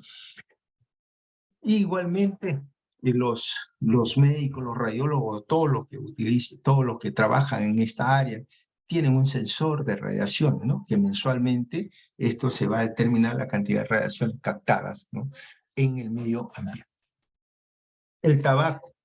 Vamos a ver nosotros ahora, pues, otros conceptos acerca de todo lo que es estos efectos por el tabaco, ¿no? El tabaco, si vemos nosotros que el fumar es la causa de muerte más fácilmente prevenible, ¿no? Más fácilmente prevenible en todos los seres humanos. ¿Así? O sea, que dejar de fumar previene el cáncer. ¿Y por qué? Porque es el responsable del 77% de los tumores pulmonares en el hombre y el 43% en las mujeres, ¿no? Es una causa prevenible que produce, y esto produce mayor morbilidad y mortalidad. Imagínense usted, solamente el dejar de fumar bajaríamos todos estos porcentajes. Se le atribuye al tabaco, se le atribuye el 30% de muertes por enfermedades coronarias y el 30% por cáncer. Entonces, esto es, entonces, no hay que olvidar, repito, el consumo el tabaco. Entonces, nosotros cuando vemos esto, entonces digamos que es una causa bastante prevenible, ¿no? Entonces, no nos dejemos avasallar por lo que es esta lesión. Muy bien. Hay una serie de tumores relacionados al tabaco. Es muchas veces el cáncer de laringe, el carcinoma escamoso oral, el esófago, la vejiga, páncreas, estómago, riñón, etc., ¿no? Entonces, son una serie de alteraciones que nos pueden dar este tipo de lesiones que nosotros vamos a encontrar con el tabaco. Pero además también el riesgo. Hay otros riesgos que utilizan ahí en estas cuando utilizamos estos tipos de lesiones. Y ese es el riesgo, pues, que nosotros tenemos que ver, el riesgo del cáncer de los fumadores pasivos, ¿no? Bueno, si la persona quiere fumar, que fume. Si la persona quiere, bueno, está arruinada de su vida y la quiere acabar, entonces perfecto, que lo haga, ¿no? Pero que no perjudique a los demás. Y aquí es donde hay un gran riesgo de personas, ¿no? Que vamos a ver en estos tipos de lesiones. El riesgo de los fumadores pasivos, ¿no? El humo que se desprende del cigarrillo tiene mayor concentración de cancerígeno. El nivel de carboxiemoglobina y nicotina en la laringe de los fumadores pasivos equivale al que se encuentra en fumadores de 4 a 6 cigarrillos al día, ¿no? Eso es lo que llama la atención en esta lesión. El tabaco, entonces vamos a ver que nosotros vemos que el número de sustancias químicas potencialmente nocivas en el humo del tabaco es bastante grande, ¿no? El tabaco contiene entre 2.000 y 4.000 sustancias y más de 60 de ellas se han identificado como carcinógenos, ¿no? Eso es lo que nosotros vemos. La nicotina, por ejemplo, la nicotina es un alcaloide presente en las hojas del tabaco. No es una causa directa de enfermedades relacionadas con el tabaco, pero es muy adictiva. La nicotina se une a los receptores nicotínicos de las acetilcolinas en el cerebro y estimula la liberación de catecolaminas por neuronas simpáticas. Esta actividad es la responsable de los efectos agudos del consumo del tabaco. Por ejemplo, la elevación de la frecuencia cardíaca, presión arterial, contractilidad y el resto, y gastos cardíacos, ¿no? Eso es la nicotina. Y sobre todo, ¿qué cosa? Produce una adicción. Entonces, es alarmante la cantidad de sustancias que tiene esto, ¿no? Entonces, hablar aquí a veces de arsénico, níquel, cadmio, cromo, entonces acetaldehído, entonces son pocas las sustancias, ¿no? Si no, imagínense ustedes que todo esto y lo que se ha hecho y lo que se ha mencionado de la cantidad de sustancias tóxicas y más de 60 se ha identificado como estas que ya son cancerígenas. Eso es lo que debemos saber. Entonces, eso produce una serie de cáncer. El tabaquismo y cáncer de pulmón.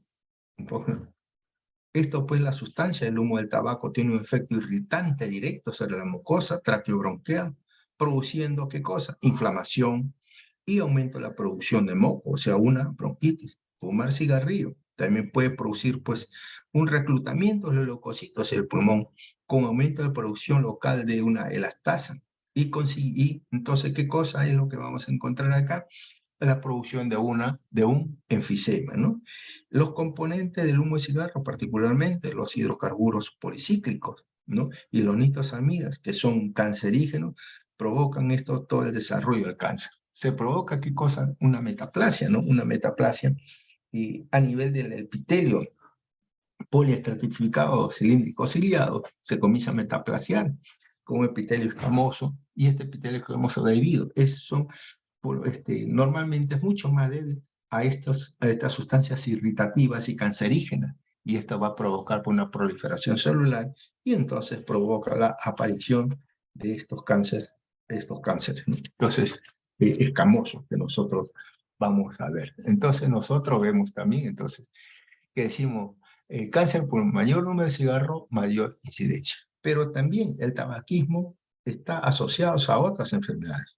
El tabaquismo no tan solo está asociado, pues, a esto, ¿no? Entonces, al EPOC, que produce una enfermedad pulmonar obstructiva crónica, conjuntamente con la bronquitis crónica y conjuntamente con el asma, que van a constituir lo que se conoce como enfermedad obstructiva crónica.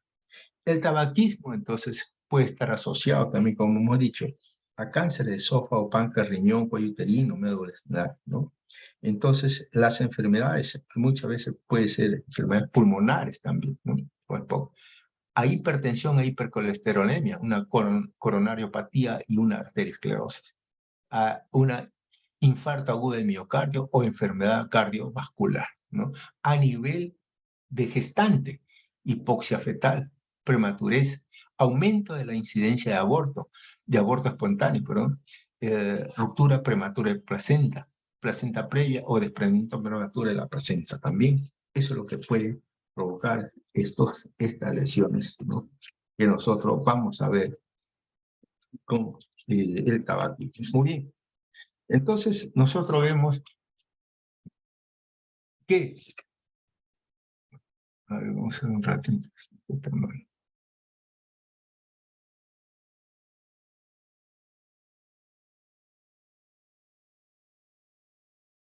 Bien, entonces vamos a ver, entonces, eso es con respecto al tabaquismo. Entonces nosotros vamos a ver todos estos estados que pueden provocar, ¿no?, estas enfermedades, ¿no? El humo de tabaco. Entonces, con todos estos compuestos que hay, donde la nicotina es la responsable de la adicción y donde el resto, generalmente los hidrocarburos aromáticos policíclicos, la nitrosamida y la samina, son generalmente los responsables de los cánceres, ¿no? Entonces, y que alrededor del 90% de los cánceres de pulmón se desarrollan, pues, en los fumadores. El consumo de tabaco, entonces, podremos concluir aquí con esto, también, que se asocia a mayor riesgo de cáncer de la cavidad oral y otros órganos, ¿no? Como que ya hemos mencionado. A veces, y esto, pues, no tan solo va a afectar a nivel de los fumadores, sino también a nivel fetal. Eso es lo que tenemos nosotros que ver. Muy bien. Lesiones por sustancias no terapéuticas. Estas pueden ser perjudiciales cuando se inhalan, se ingieren, se inyectan o se absorben a través de la piel. Los agentes no terapéuticos se introducen en el organismo en forma intencionada o accidental, ¿no?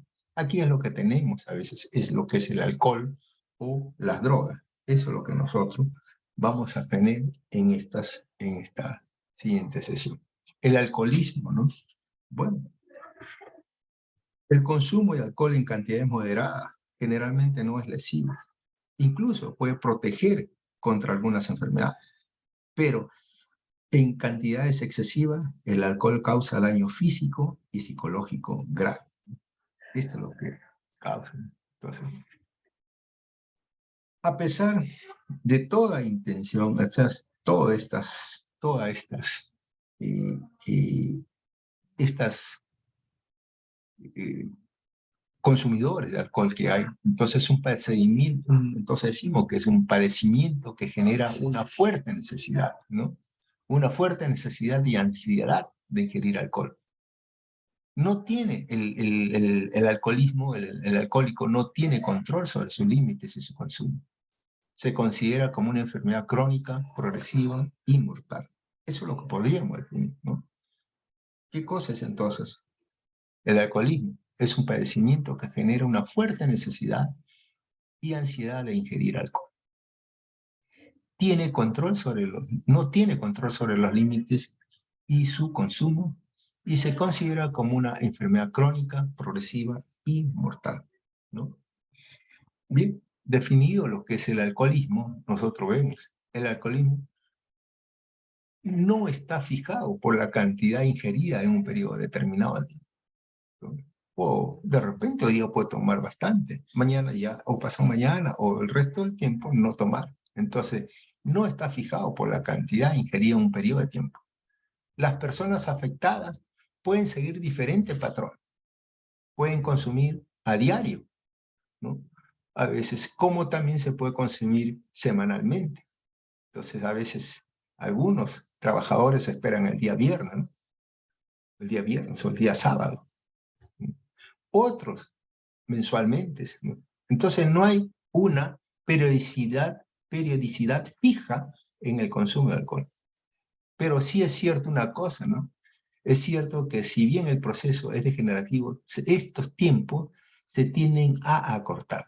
De repente yo puedo consumir quincenalmente o mensualmente, pero puedo acortar ese tiempo a 15 días, a una semana. Entonces ya me comienza, tengo el gustito del alcohol y entonces puedo a ingerir ya una semana, si no todos los días. Algunas veces puede ser una sola copa, otras veces puede ser en mayor cantidad, ¿no? Entonces, eso ya es un alcoholismo. Muy bien, entonces la suma de consumo es el uso, el abuso y la dependencia, ¿no? Puede llegar a un uso, perfecto, puede llegar a un abuso, pero luego se hace dependiente del alcohol. Esos son los problemas que nosotros tenemos del alcohol. Y el abuso es un consumo problemático de alcohol sin que exista dependencia, por ejemplo. Bueno, eso es lo que nosotros vemos en el alcoholismo. El alcoholismo puede generar una serie de efectos, ¿no?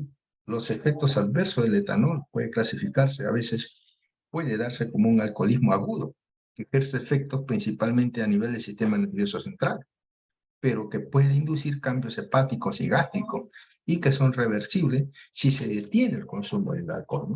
Esos son reversibles. Entonces, con esto nosotros pues vemos que el alcoholismo, ¿no? Entonces, eh, puede provocar en el hígado, por ejemplo, ¿no? En el hígado puede provocar una hígado graso o puede provocar una esteatosis hepática, ¿no? Y entonces, y esto puede llegar a evolucionar, ¿no? Hasta una cirrosis. Entonces, aquí vemos nosotros que hay un aumento del aporte de ácidos grasos en el hígado, ¿no? Eso es lo que puede, ¿no? Entonces, el hígado entonces es la principal localización de la lesión crónica, ¿no? Entonces, además de los cambios grasos mencionados ya entonces el alcoholismo crónico puede causar una hepatitis alcohólica o una cirrosis también. La cirrosis se puede asociar a una hipertensión portal y a un aumento de riesgo para desarrollar un carcinoma hepatocelular, ¿no? Eso es lo que nosotros vemos a nivel del hígado, ¿sí? Hay una disminución de la oxidación de los ácidos grasos por las mitocondrias, interfiere con la tubulina, ¿no? Eso va a interferir. La tubulina no viene a ser sino proteínas que se encuentran en altas concentraciones, ¿no? En el citoplasma de la célula. Y esto puede dar una hepatitis alcohólica, ¿no? Fiebre, hepatomegalia, dolorosa, ictericia, ya como cuadro clínico que se pueden dar, ¿no? Además de esto, también tenemos que se puede provocar acá una deficiencia en la vitamina B1, ¿no? O deficiencia de la tiamina. Es frecuente que los alcohólicos crónicos principalmente puedan producir a veces una neuropatía. Bueno, estoy hablando de los problemas que se pueden dar a nivel del sistema nervioso central, una neuropatía periférica y un síndrome de Wernicke-Korsakoff, ¿no? A veces es lo que se le llama a veces la demencia alcohólica, ¿no? Es lo que vamos a ver. En el sistema cardiovascular, entonces nosotros vamos a encontrar también que la lesión al miocardio puede producir una miocardiopatía congestiva dilatada, ¿no? Eso es lo que esto es lo que puede provocar a esta lesión, ¿no? Entonces, una hipertensión arterial también, ¿no? El alcoholismo crónico también se asocia a un aumento de la incidencia, entonces no tan solo de la hipertensión, sino también a una lesión hepática y a alteraciones gastrointestinales también, ¿no? Entonces, alteraciones gastrointestinales con una gastritis aguda que puede, a nivel del sistema musculoesquelético, fragmentación de las mioglobinas que se van a dar a este nivel. Y a nivel del aparato reproductor puede ocasionar atrofia testicular, disminución de la fertilidad en hombres y aborto espontáneo en la mujer. Entonces, todos estos también, y no hay que olvidar también que el consumo de alcohol muchas veces está asociado, ¿no?, al incremento de incidencia de cáncer de cavidad oral, esófago, hígado, en mujeres también, y posiblemente en cáncer de mama también, que está asociado a estos tipos de lesiones, ¿no? Entonces, todo eso tenemos que ver en el alcohol. Bien, a nivel de la gestante, ¿qué cosa es lo que puede provocar el alcoholismo? El síndrome alcohólico fetal, caracterizado por microcefalia, malformación del cerebro, sistema cardiovascular y genetourinario también, malformaciones, hipoxia fetal y retraso en el crecimiento. Eso es lo que hay. Bueno, y aquí ya lo que hemos mencionado, que también se asocia al incremento de los cánceres cavidad oral, faringe, esófago, hígado, mama, ¿no? Y todas estas alteraciones que se pueden dar. El metanol, también el metanol es otra sustancia que asociada a esta puede producir una acidosis metabólica, vértigo, vómitos, visión borrosa, ceguera y depresión respiratoria. Este consumo de metanol lo hemos visto en algunas sustancias alcohólicas que están vendiendo en forma muy reducida de precio y al alcance de todos los alcohólicos, digamos así, de frente, ¿no? Entonces, y eso es lo que ha llevado consigo que se han registrado varias muertes, por lo menos varias muertes, que han sido detectadas y descritas, ¿no?, y denunciadas por la prensa local. Muy bien. Entonces, eso es lo que se produce con el alcoholismo. Las drogas, bueno, las drogas es otro capítulo, ¿no?, muy importante, ¿no?, acerca de lo que de todo lo que es la patología ambiental. La droga la podemos dividir de acuerdo a su comercialización, ¿no? De acuerdo a su comercialización, entonces tenemos drogas legales, como el alcohol o el tabaco. Las ilegales tenemos la marihuana, la cocaína, la heroína, la metanfetamina. Por sus efectos, a veces unas son estimulantes, como la cocaína, la anfetamina, el éxtasis y el tabaco. Depresoras, la marihuana, alcohol, hipnóticas y sedantes también, ¿no? Alucinógena, el LSD, la PCP, ¿no?, fenenciclidina, la mescalina y el peyote. Por su origen pueden ser naturales, el opio, la marihuana. De aquí sale pues también como tenemos la mescalina y el peyote. Y las sintéticas, que son el éxtasis y la metanfetamina, ¿no? Entonces, todo esto se dice pues bien, entonces, muchas veces de estos alcoholes, de estas drogas, ¿no? Entonces, tenemos según datos estadísticos, ¿no?, se dice que muchas veces que gran cantidad de personas, ¿no?, se dice que entre 153 y 300 millones, ¿no?, en el año 2020, entonces han habido personas que han consumido estos tipos de drogas, ¿no? Y esto la edad comprendida entre los 15 y 64 años. Entonces, esto pues ha hecho pues que estas drogas, ¿no?, consumidas en forma ilegal, por lo menos dice que han consumido una vez, ¿no? En cuadros estadísticos que se ha generado en los estudios que se ha hecho, si alguna vez ha probado o no ha probado esta droga, ¿no? La mayoría de los casos, los consumidores ocasionales de drogas ilegales a veces no sufren efecto a lo largo de los plazos manifiestos, aunque dependiendo de la droga, ¿no? Sus efectos agudos puede tener consecuencias significativas en forma de accidentes, a veces violencia o complicaciones mortales relacionadas con el propio consumo de la droga, ¿no? Entonces, todas estas lesiones pueden haber provocado este tipo de lesiones. Dentro de las drogas, por ejemplo, depresoras del sistema nervioso central, tenemos el etanol, barbitura, estimulante, como ya lo hemos visto, la cocaína, anfetamina, los narcóticos también y los alucinógenos que hemos mencionado. Bien, se dice que cuando se toma ciertas drogas de abuso, estas pueden liberar de 2 a 10 veces la cantidad de dopamina, ¿no? La cantidad de dopamina que libera el sistema de gratificación del cuerpo humano. Entonces, ¿qué cosa es la dopamina? La dopamina es un neurotransmisor que usan las neuronas para comunicarse entre ellas. Frecuentemente se considera como la causante de sensaciones placenteras y la sensación de relajación. Por eso a la dopamina se le denomina la hormona del placer. ¿Cuándo se libera? Se libera. Entonces no solo se libera cuando hemos realizado una acción placentera, sino que también nos mueve a actuar y se libera de manera previa, ¿no? Para conseguir algo. O sea, cuando nosotros queremos conseguir algo, se incrementa un poco la dopamina. Entonces, y cómo se aumentan los niveles de dopamina en la droga, por ejemplo. Los niveles bajos están asociados con la socialización. Entonces, un nivel bajo de dopamina está asociado con la socialización, ¿no? Entonces, cuando alguien tiene estos drogadictos que no fuman, entonces, y tiene los niveles bajos de la dopamina, entonces sienten ansiedad social o están apáticos, ¿no? Y cuando hay un nivel alto de dopamina, entonces cambian. Hay una hiperactividad, hay una hipersexualidad, puede haber una hipersocialización, pero esto también puede llegar a un exceso. Y entonces este exceso puede producir alucinaciones, puede producir manías o puede producir esquizofrenia, ¿no? Entonces, el consumo de droga, dado que la dopamina está relacionada con el placer o satisfacción, una adicción a droga puede representar ese nivel bajo de dopamina.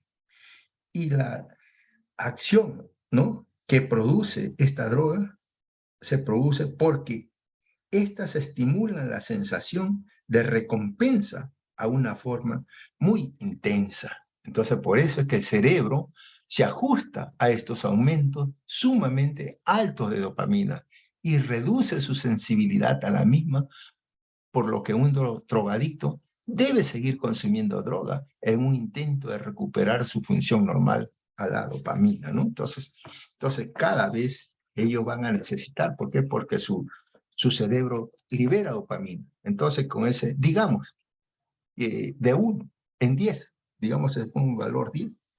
Entonces, si eso es lo normal, para una persona normal, entonces, la liberación de dopamina en un drogadicto va a ser, de repente, de 15. Y si ellos ven, si siguen consumiendo más droga, esto se puede elevar y se puede elevar a más, ¿no? Entonces, ellos ya no pueden llegar a 15, no pueden llegar a 20, sino necesitan un nivel más alto de liberación de dopamina para sentirse satisfechos, ¿no? Y para sentir toda esa sensación que tienen de hiperactividad o de hipersexualidad o de socialización, ¿no? Entonces, eso es lo que es cuando estos liberan o toman esas drogas. Además, deben tomar cantidades más grandes de las drogas en compensación con la que tomaron inicialmente para lograr la euforia creada por un nivel elevado de dopamina. Esto es lo que se conoce con el nombre de tolerancia, ¿no? Eso es lo que vemos acá. Bien, antes estos mencionar alguna de las drogas conocidas, ¿no? Mencionar algunas de estas drogas conocidas, por ejemplo, como la cocaína, ¿no? La cocaína, ¿no? Es la droga más consumida a nivel mundial, ¿no? La cocaína se extrae de las hojas de la planta de la coca y generalmente se prepara con un polvo, como un polvo hidrosoluble, ¿no? El clorhidrato de cocaína. Entonces, esa cocaína muchas veces, al venderse en la calle, se adultera, ¿no? Se adultera libremente, a veces se adultera con talco, con lactosa o con similares, porque la cocaína pura no la venden así nomás, ¿no? Y el costo que tiene esa cocaína que se vende en la calle es muy barata para lo que en realidad cuesta la producción, ¿no? Entonces, y esto pues la cocaína en sí, la cocaína, ¿qué cosa se lo produce? Produce una euforia, una estimulación intensa, haciendo que sea una de las drogas más adictivas. El deseo incontenible es particularmente intenso en los primeros meses. Después de la abstinencia puede reaparecer también durante años esto, ¿no? Los efectos agudos y crónicos de la cocaína pueden ser diversos y se pueden dar de repente estos efectos a nivel cardiovascular, ¿no? Ahí se puede manifestar o a efectos a nivel del sistema nervioso central, ¿no? Como son de repente hasta crisis comiciales, ¿no? Entonces, efectos graves en el sistema nervioso central, que son la hiperexia, que se considera una de las causas por aberraciones de las vías dopaminérgicas, ¿no? Que controlan la temperatura. Eso lo puedo decir. Efectos sobre la gestación también. En mujeres embarazadas, la cocaína puede causar disminución severa de flujo sanguíneo a la placenta, produciendo una hipoxia fetal y un aborto espontáneo, ¿no? Todo esto es por la cocaína. Bien. Otra droga conocidísima aquí nosotros son muchas veces la marihuana, ¿no? Bueno, la marihuana también, según estimaciones globales, se dice que entre el 2,6 y 5% de los adultos, ¿no? Más o menos, eso dice entre 119 y 224 millones de personas han consumido marihuana. Eso fue en el 2019. Lo que convierte a esta droga ilegal más consumida en muchos del mundo, muchos países del mundo, ¿no? Entonces, eso es lo que hace. Ustedes saben que ya en el 2013 varios estados de Estados Unidos legalizaron el uso de la marihuana, ¿no? La marihuana o hierba, como se le llama, no se hace de la droga de la planta, ¿no? De las hojas de la planta de la cannabis sativa. Ahí se hace, ¿no? Esto tiene una sustancia psicoactiva, ¿no? Cuando se fuma un cigarrillo, entonces cigarrillo, ¿cómo le llaman? El porro, ¿no? Cuando se fuma esto, se absorbe aproximadamente entre el 5 y 10% de toda esta tetrahidrocannabinol. El tetrahidrocannabinol es la sustancia activa que tiene esta droga, ¿no? Entonces, esta es una sustancia psicoactiva. El THC se le llama, THC, tetrahidrocannabinol, ¿no? Entonces, eso se consume, eso es lo que aspira en cada bocanada. A pesar de numerosos estudios, entonces aquí hay una cuestión central de que si la droga tiene efectos adversos físicos y funcionales, aún a pesar de todos esos estudios, aún siguen sin resolverse. Entonces, como no hay algo claro que esto produzca estos daños, es por eso que en Estados Unidos han resuelto, y debido al consumo, ¿no? Exagerado, digamos así, han resuelto pues en algunos estados, ¿no? Legalizar la marihuana.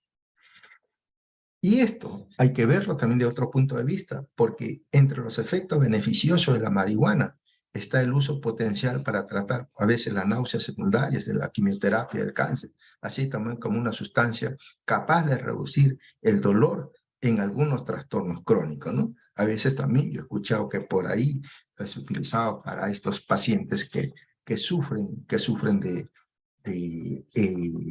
de repente convulsiones, ¿no? Entonces, eso es lo que tenemos. Las anfetaminas también es otra, la metanfetamina es una droga adictiva conocida como speed, ¿no? Entonces está estrechamente relacionada con la anfetamina, pero tiene efectos sobre el sistema nervioso central. el consumo de la metanfetamina es muy elevado actualmente en los Estados Unidos, ¿no? Entonces, eso es lo que nosotros vemos. Bien, ¿en qué lugares se puede conseguir la droga con mayor facilidad? Esta droga, pues, ustedes saben, es en las escuelas, en las fiestas, en la discoteca, con los amigos o en la calle, ¿no? Eso y todos estos cuadros ya yo lo he puesto como que nosotros debemos saber y también debemos combatir el uso ilegal de esta droga, ¿no? ¿Quién es la persona que comúnmente ofrece una droga por primera vez? ¿No? Contrariamente a lo que se piensa, no es un desconocido el que ofrece la primera vez la droga, sino que es un amigo, un familiar o un conocido. Eso es lo que es. A veces vamos a una fiesta, a una discoteca, y qué cosa, de repente a mí no me gusta fumar, no me gusta consumir, pero los amigos, ¿no? Para que entres en onda, para que estés en tono, entonces me dan un tipo de droga. Y ahí comienza la fiesta, ¿no? Ahí comienza el consumo y comienza la continuidad, ¿no? En estas con el consumo que comenzó por un juego o para ver qué pasaba, o de repente te dan la droga y te dicen, no, si te gusta, sigue, si no te gusta, ya no fumes más. Y eso es lo que pasa, ¿no?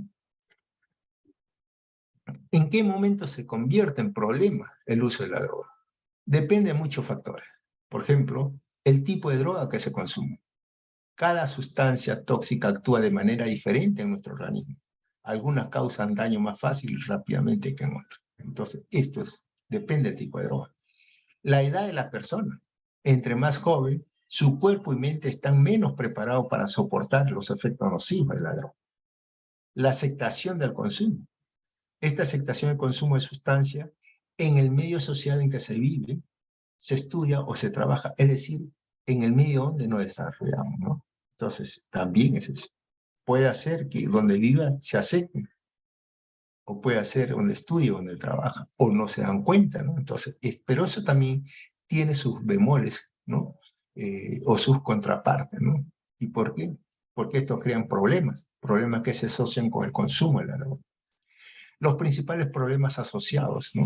Directa o indirectamente con el consumo de droga, tienen repercusiones a diferentes niveles. Sociales, por ejemplo, ¿no? Sociales, relaciones interpersonales, motivacionales, familiares y familiares que afectan a terceros, y legales también, ¿no? Entonces, está más describir cada una de estas alteraciones que se ven en estos drogadictos, ¿no? Entonces, son personas, pues, que muy eh, digamos, ahí que tanto sociales como sus relaciones interpersonales, su costumbre, sus motivaciones, ya no son una persona cuerda, ¿no? Y normales como otras personas. Muy bien. Bien, aquí entonces nos va a faltar, hemos dejado pendiente las enfermedades nutricionales, ¿no? Toda la insuficiencia dietética que se puede dar, ¿no? Entonces, muchas veces la deficiencia vitamínica, la anorexia nervosa, también que nos faltó consumir dentro de la patología ambiental. Muy bien, eso entonces sería todo, ¿no? Simplemente para terminar, solamente es que aquel que piense que vivió mejor ahora que antes porque producimos más bienes, que piense también que estamos envenenando más ahora que antes el aire que respiramos, ¿no? Muy bien. Eso sería todo por mi parte y muy agradecida por la atención y ya, bueno, nos veremos pues en la fecha próxima al examen. Muy bien, gracias, buenas noches a todos. Yo doy por concluido esta sesión. Muchas gracias, doctor. Muy bien. Muchas gracias, doctor. Gracias, doctor. Doctor, disculpe, no se vaya a olvidar de la clase de conversarlo con el doctor para que lo puedan subir, por favor. Sí, voy a ver ahorita, a ver cómo lo puedo hacer, ¿no? Voy a ver para darle a ustedes, ¿no? Ok. Gracias. Ya, muy bien, hasta